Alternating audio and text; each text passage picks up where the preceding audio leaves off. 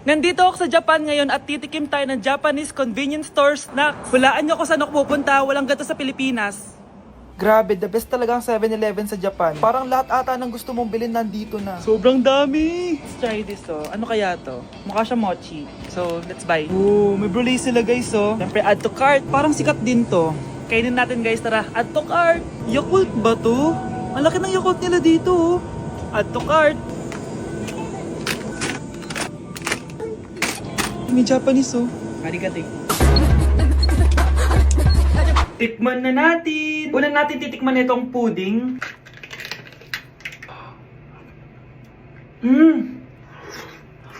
Lasa siyang lotion.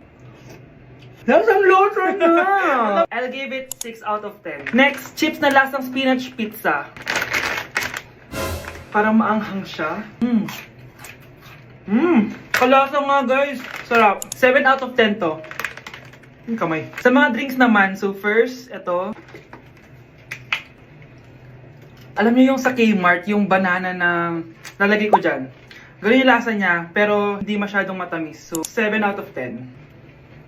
Favorite. Next, ito guys, super cute na ito, kaya kinuha ko. So, parang siyang mochi. Pero di ko alam kung ito, wala kasi siyang English subtitle. Ang cute niya! Tapos amoy sabon. Alam mo yung Kojic, ganun. Ganun yung amoy niya. So, ito yung itsura niya. Candy ata to Para kang ngumunguya ng sabon. 3 out of 10 ka lang, be. Okay, next, itong Pringles na lasang chicken barbecue. Ba't may ganun? Amoy na natin. Amoy biryani. Actually, masarap siya. Alam mo yung biryani na chicken, ganun yung lasa niya pero Pringles. 7.5 out of 10 to. Next, itong Jollibee na parang sweet potato. Ano natin? Mukha talaga siyang fries. Ayan. Parang nanak malasahan sa lahat ng mga kinain ko. Masarap siya, pero wala siyang lasa. So, Yan. 5 out of 10. Hindi ko siya bibilin ulit. Next is yung dessert natin, tong brulee. Brulee? Ayan yung tsura niya guys. And alam ko, binabasag to. Yun Ayan. Ayun Ang tamis masyado. Tamis. Favorite niya to Okay, last natin is yung Yakult. Lasang Yakult. Mas marami lang. So yun lang naman, kung gusto nyo ng part 2, mag-rate pa ako ng ibang Japanese food dito. So comment lang kayo sa baba. Grabe, nakakapagod mag-aral. Tara bes, road trip tayo. Hindi, arcade na lang. Hindi bes, road trip na lang. Arcade! Away ng away May share ako na bago na sure ako kung saan tayo magkakasundo. Saan naman? Kumain na lang tayo bes. Share ko lang, kasi sobrang good deal ng Jollibee Meal Savers. Pang everyday go-to meal natin. Bakit? Ano meron? Mag-Jollibee Meal Savers tayo. Kasi nandito lahat ng faves natin. Lahat may drinks at kasamang rice or fries. 1-piece burger steak with double rice. 1-piece chicken joy with drinks. At 1 Jolly Spaghetti with fries and drinks. Kaya kahit araw-araw tayo kumain, bes, busog sulit sarap. Our go-to meal. Ayan, yan yung gusto ko. Kinikrave ko yung burger steak with double rice. Makakatipid na, mabubusog pa tayo. Diba? Kapag cravings mo yung go-to mo, tapos wak sa araw-araw, sulit talaga. Kaya tara na bes, gutom na ako. Excited ka masyado. Libre mo ako next week ha. Sige bes, go. Basta, Jollibee Meal Savers ha. Go! Nasa Japan pa rin ako at titikim tayo ng Japanese convenience store food part 2. Hulaan nyo guys kung nasan ako. Walang-wala na ito sa Pilipinas, promise. Hindi talaga pwedeng wala akong mabili tuwing pupunta ako dito sa Family Mart. Tignan nyo naman, parang lahat gusto mong itry, diba? Guys, may nakita ko. Parang may ganito ako. Okay pa ba to? Parang panis na. Add to cart. Guys, mukhang masarap to. Add to cart natin to. Guys, nakita ko kanina daming Japanese na kumakain nito. So, add to cart natin to. Guys, parang masarap din to, Famichiki. Add to cart.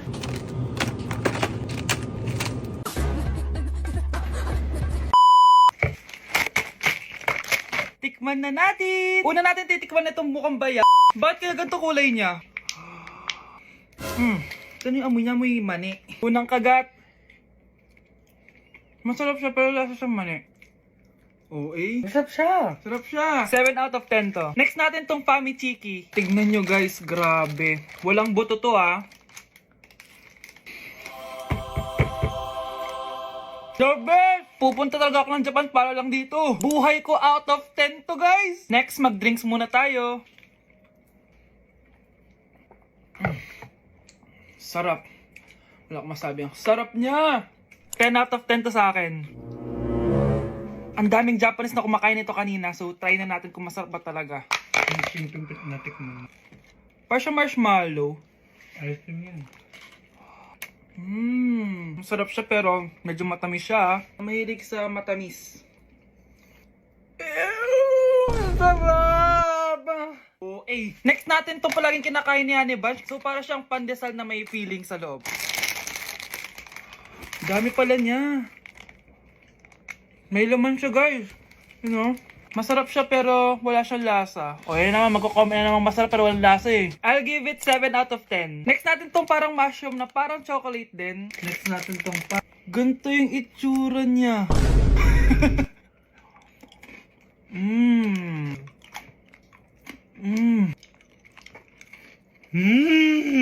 Okay talaga. Masarap to, guys. 9 out of 10. Okay, guys. Last natin tong soy sauce flavored moisturized crackers. So, lasa siyang toyo. Tikman na natin. May singit. So, ganito yung itsura niya. nga, may singit. Wag nyo try, guys. 1 out of 10 lang to. So yun lang naman, guys, no? Kung gusto nyo ng part 3, mag-comment lang kayo dyan. And malapit na kami umuwi sa Pilipinas. Bye-bye! Fried chicken, Normal people, adobo, normal people, quick quick, millionaire, isaw, billionaire, kare kare, normal people, Betamax, millionaire, sinigang, normal people, siomai, billionaire. Ano kaya pwede makain? Lo, walang makain! Sino yun? Aba, gising pa pala tong batang to. Minumulto na ata ako! Anong multo ha? Bakit gising ka pa? Nay, anyari sa'yo? Umalis ka sa katawan ng nanay ko! Kulay pink lang yung mukha ko, di mo na ako makilala? G2G pink lipstick lang to. Para saan yan, Nay? Super dull kasi na skin ko before. Simula ginamit ko to, nakaka-instant brightening at nakaka-smooth talaga na skin texture. 2 times a week ko to ginagamit kaya ang ganda na ng skin ko ngayon. O diba, glass skin, grabe. Wow, ang galing pala niyan, Nay! Pwede ko bang kainin yan? Patay gutom ka talaga. Oh, mag-skincare ka na lang. Tignan mo, mukha ka na multo kakapuyat mo. Oh, ito, gamitin mo to. Ah, sige, Nay. Maglalagay ako. Okay, class. What is the difference between your and your? Ma'am. Yes, Samantha? Your is a possessive adjective indicating ownership, while your is short for you are. Very good. Basic. Alam ko naman yan, pabida ka lang magtaas ng kamay. Next question. Ano ang pagkakaiba ng nang at nang? Ako, ma'am. Okay, Scarlett. Ang nang ay nagpapahiwatig ng pagmamayari, ang nang ay nagpapahayag ng paraan o panahon. Tama! Mahusay ka, Scarlett.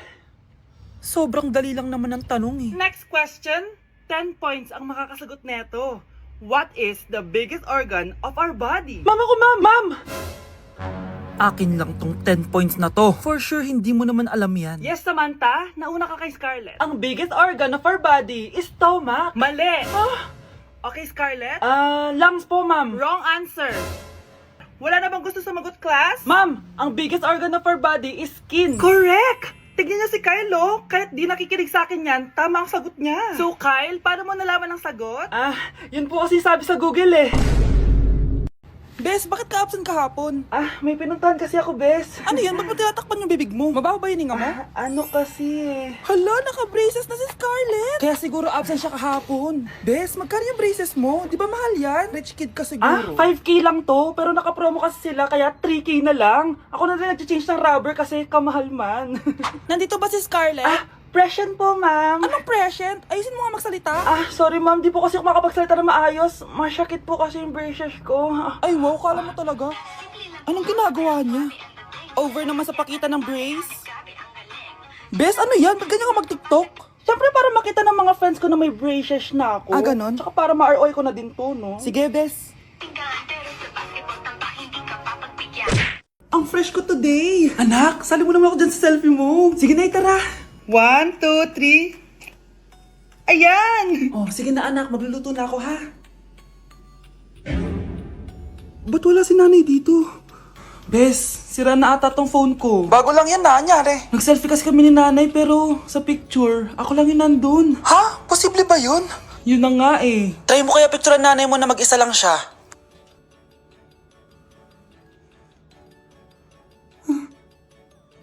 Wala talaga siya. Anay, bakit mo ako pinipicturean, anak? Sabihin mo sa akin yung totoo, Nay. Ano ka ba? Bakit hindi kita makita sa mga picture? Ha? Patingin. Oh, nandito naman ako ah. Ano sinasabi mo, anak? Alam mo, anak, kumain ka na doon. Gutom lang yan. Scarlett, mag-ingat ka sa nanay mo. Ha? Bakit po, tita? May malalim na dahilan kung bakit hindi siya nakikita sa picture. Alam niyo po yung tungkol dun? Sige na, baka makita pa ako ng nanay mo. Kaaway ako nun. Tita!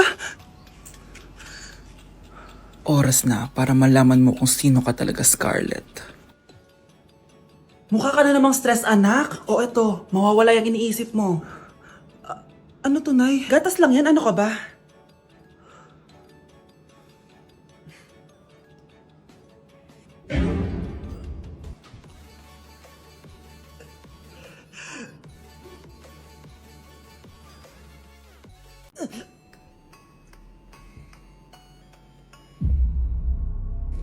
Isa ka na din katulad ko, anak. Anong ginawa mo sa akin, Nay? Kakaiba yung nararamdaman ko. Gusto mo malaman ang totoo, di ba? Isa akong diwata mula sa mundo ng Encantasia. Ha?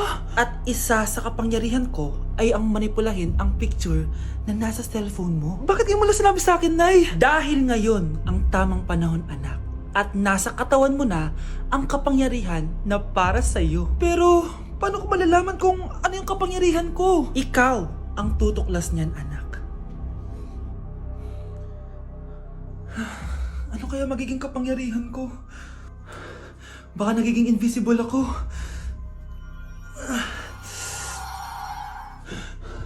Hindi ako nawala. Baka kaya ko magpalutang ng gamit.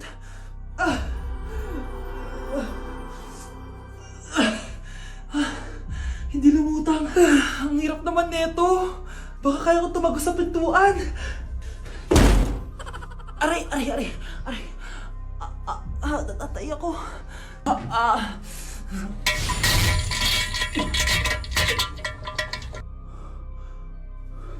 Ano yun?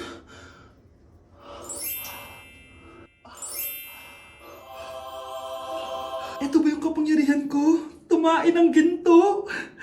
Nay, alam ko na yung kapangyarihan ko. Tumatay ako ng ginto. Anak, uminom ka na maraming pampatae para yumaman na tayo. Talino mo talaga, Nay. Aroy, tinanggalan ako ng ngipin. Napakalaki ng tinanggal sa akin.